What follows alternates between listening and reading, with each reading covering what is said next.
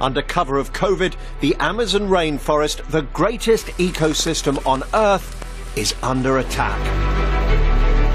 Deforestation is at levels not seen for more than a decade. We meet the people on the front line of the battle to save the forest. The prospectors used to be scared of being caught by us. Now they feel the president will protect them. And see the impact on the animals. The government is accused of encouraging the destruction. É uma falácia dizer que a Amazônia é patrimônio da humanidade. And I'm on a mission to contact some old friends, the members of the most threatened tribe in the world.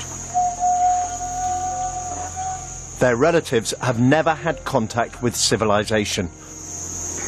Pessoal, aqui é o acampamento deles aqui, ó. Eles já estão vindo pra cá, eu tô com medo aqui.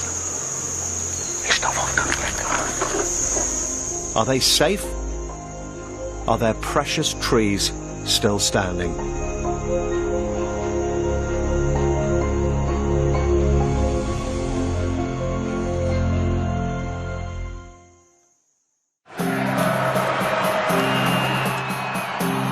Two years ago, a right-wing ex-army officer became the president of Brazil. Jair Bolsonaro had a clear agenda for the Amazon and its people. Infelizmente, algumas pessoas de dentro e de fora do Brasil, apoiadas por ONGs, teimam em tratar e manter nossos índios como verdadeiros homens das cavernas. O índio não quer ser latifundiário, pobre em cima de terra rica. Especialmente das terras mais ricas do mundo. Nessas reservas existe grande abundância de ouro, diamante, urânio.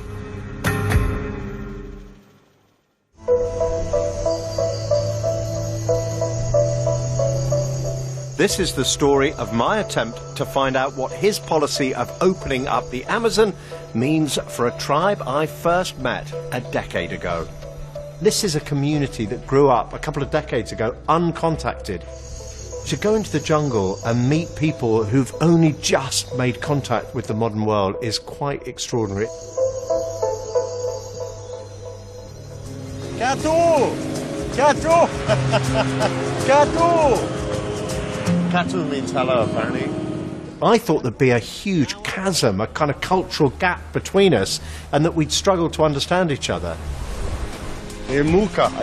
Imuka. Imuka. That means I'm happy. Here with the Awa. The Awa live deep in the Amazon rainforest. They're some of the last people on Earth who still try to live as traditional hunter-gatherers. Wow, the village. I really felt that they welcomed me in. We felt like we had a real connection together. I'm not going to dress like that, no. Pirai was probably my best buddy in the village. Like this. He was the one that instigated most of the jokes. You know, towards the end, we went on this big hunt with them. It took 2 or 3 hours. When we got back, everybody was really hot and sweaty. And they got to this lovely water hole. I thought, yeah, okay, I'll go swimming. And it just seemed right to take my clothes off. Then they played a trick on me. And it became clear that they were trying to essentially dress me like they dressed to hunt.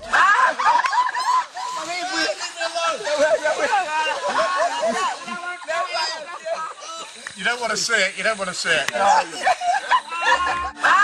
It seemed they lived an idyllic life. But when I asked my new friend Pirai about what life was like when he was growing up, I learned just how traumatic things had been for the tribe.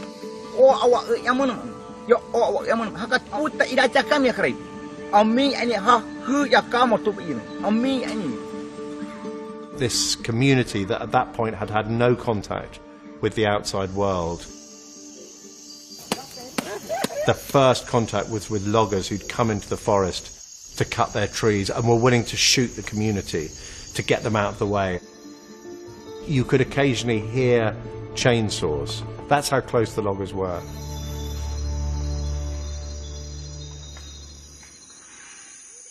All too soon, I had to leave my new friends.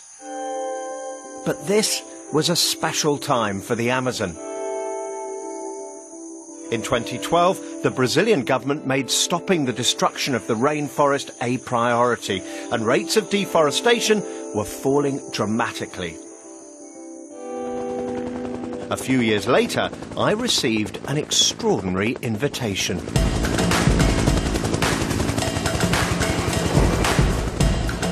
After years of neglect, the Brazilian government has finally decided to do something.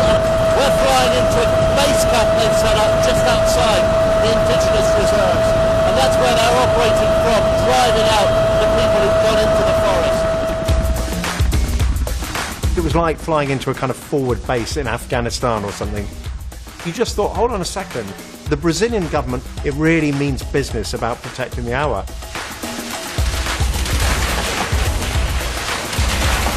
When we went back to the village, suddenly I started seeing all these familiar faces.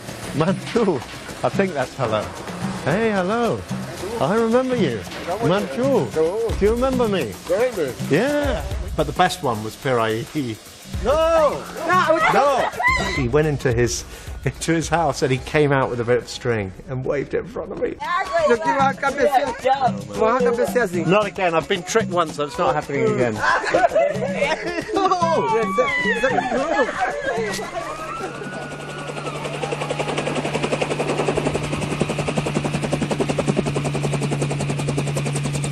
So probably the most amazing moment of all for me was when Operation Hour decided they wanted to show the Awa what they'd done. Pirai, who grew up uncontacted, now is flying in a helicopter.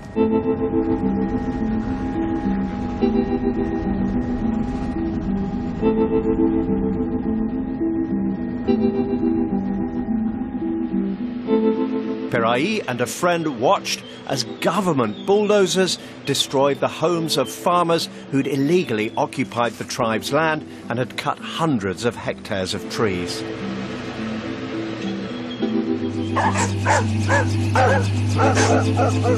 Back at home, they wanted to tell the others what they'd seen. It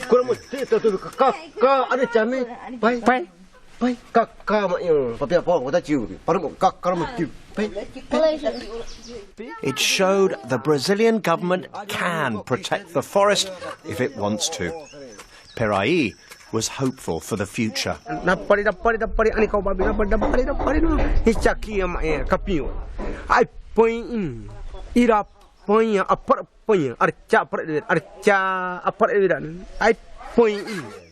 But that hope was short-lived.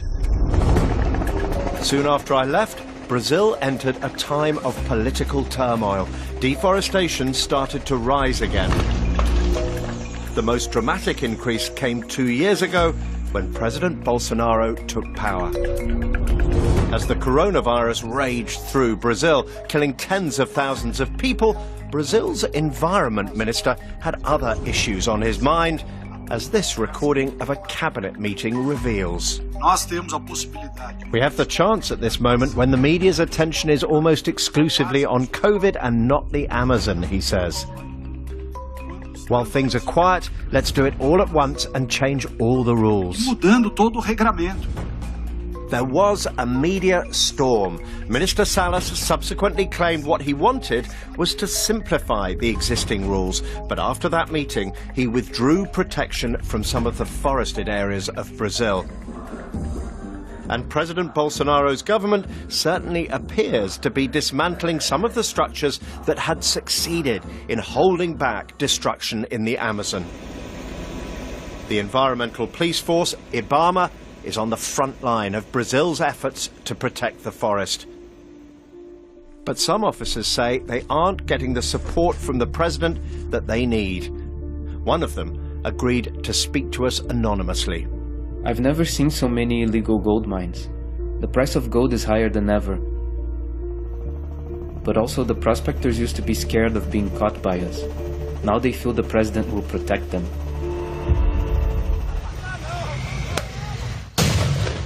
In places where we didn't have incidents in the past, now loggers, prospectors, squatters are rioting.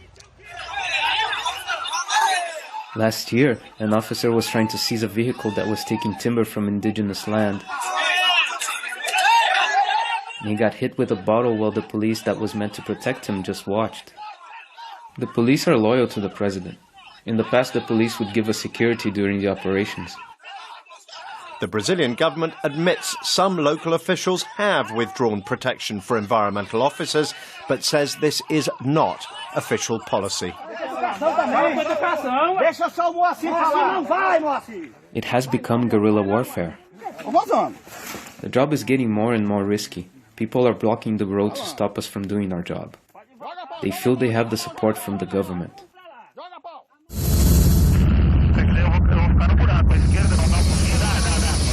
We've just landed the helicopter and the officers are going over to the truck here, which clearly has been, got freshly cut logs on it. It's very different from how things used to work. Over the years, I've been on a number of jungle raids with the environmental police. The most impressive was we flew in with this female officer.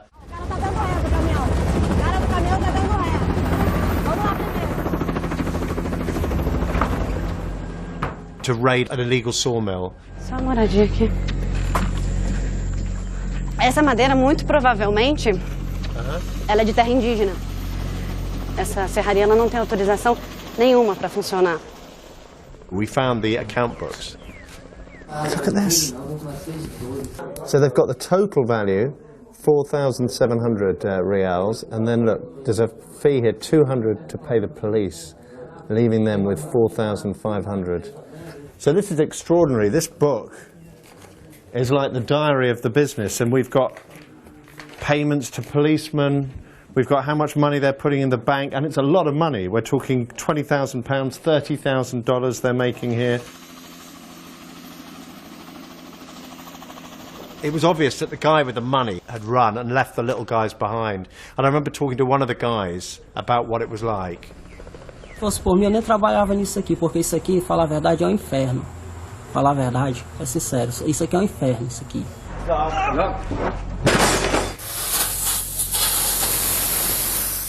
And then at the end, I remember saying to her, what are you going to do now? And she said, well, we can't leave it like this. E vamos destruir usando o princípio do fogo. Oh, with fire. She's going to burn it down.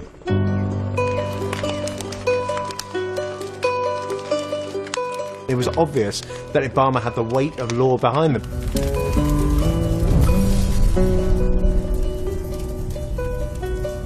When we got to places where illegal activity was happening, people were genuinely frightened.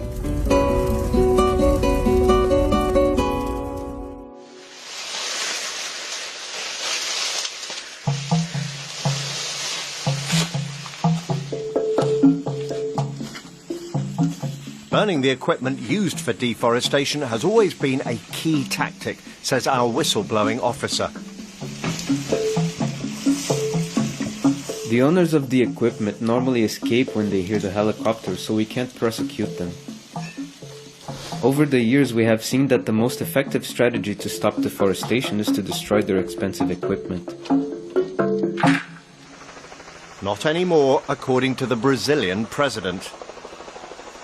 Não é para queimar ninguém, nada, né? Ninguém não, nada. Maquinário, trator, caminhão, seja lá o que for. Não é esse procedimento, não é a nossa orientação.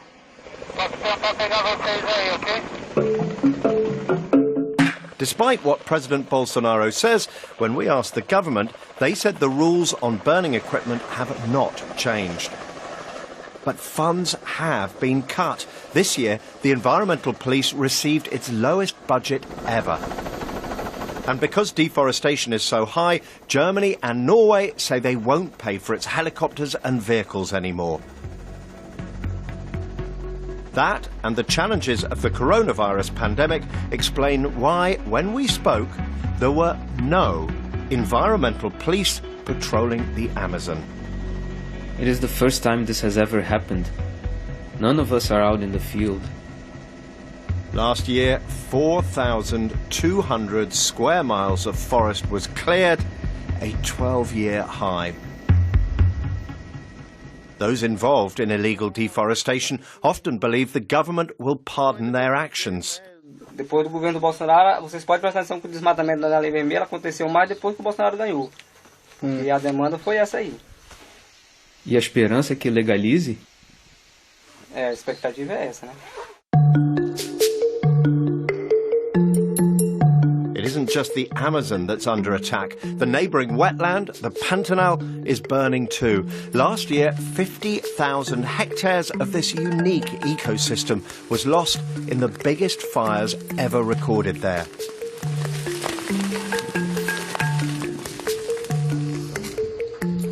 Juliana Camargo heads a charity that tried to rescue wildlife during the fires.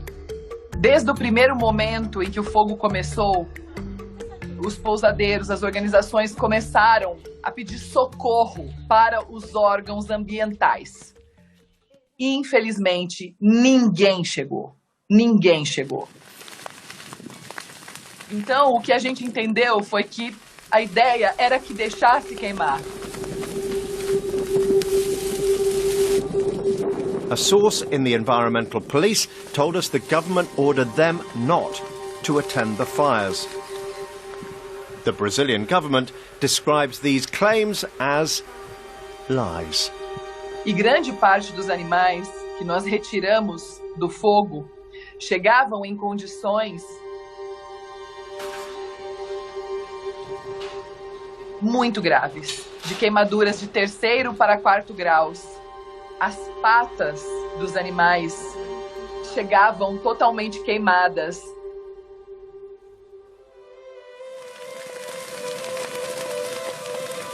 E depois que o fogo passou, você retornar e avistar um cemitério a céu aberto.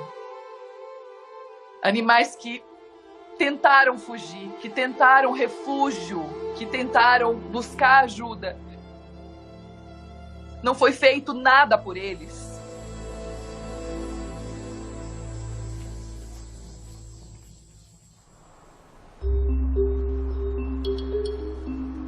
Once the trees have been cleared, the land is often used for farming.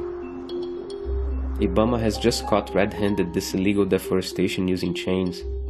The chains destroy the vegetation and kill the wildlife. Especially the babies who don't have time to escape. There used to be a system where farmers caught in illegal activities like this would be blacklisted, making it harder for them to sell their produce and to get loans.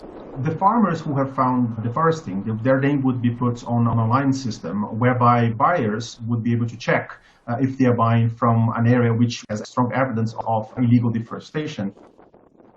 But since last year, there has been some major changes and make first it harder for people to be eventually embargoed, so enter the blacklist. The government told this programme the system of fines and blacklisting is obsolete and ineffective and is being modernised. But it makes it hard for buyers to check that agricultural products are deforestation-free. And all the while, business has been booming for Amazon farmers. But there is still some resistance to President Bolsonaro. Almost all my professional life, I was a legislative consultant in the Chamber of Deputies. Sueli Araujo helped write the environmental laws that underpinned Brazil's efforts to tackle deforestation. Nas leis em senso estrito, leis aprovadas pelo Congresso Nacional, ele ainda não conseguiu flexibilizar. As perspectivas no Congresso Nacional não são boas, porque vai haver troca na presidência da Câmara e na presidência do Senado. A análise da maior parte dos especialistas é que haverá mais facilidade para flexibilizar a legislação ambiental agora com os novos presidentes. The Brazilian government told the BBC it believes it's necessary to bring economic prosperity to the Amazon. Poverty is the biggest enemy of the environment, a spokesperson told us. I can't travel to the Amazon because of the pandemic, but I did manage to get in touch with my friend Piraí. He sent me these pictures and recorded a message. No mesmo dia que você já vem aqui também, já escutaram a motosserra zoar, tá mesmo jeitinho, viu? Tá escutando a motosserra, tá... Porque madeireiros estão entrando de novo. Madeireiro, fazendeiro, caçadores, invasores também estão entrando de novo. Ele tá matando nossa mata todinha, modelo. And experts worry the Amazon ecosystem itself is changing. I'm very concerned.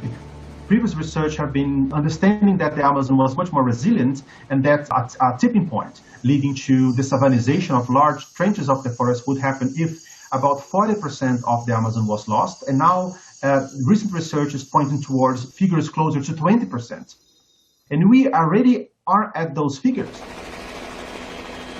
It appears to be becoming less rainy, and the fear is the forest could begin to give way to grassland. And the fortunes of the people who live in the jungle are also in the balance. To my astonishment, footage is released that shows some our people still live uncontacted in the remaining islands of trees. A team of local people patrol the forest in an effort to protect them from the loggers. Galera, salvar agora é o salvar, pô. Agora já pô, já inconsciência tua. Bom, eu tirar com a meu. Já pegou que saiu de pé tua. The locals normally don't film out of respect. They decided to release this footage because the situation has become so critical. They want to highlight the danger these last remaining uncontacted tribal people are in. Pessoal, aqui é o acampamento deles aqui, ó. Eles já estão vindo pra cá, eu tô com medo aqui. Eles estão voltando pra cá. This is an astonishing glimpse of one of the last people on Earth who lives outside of what we call civilization.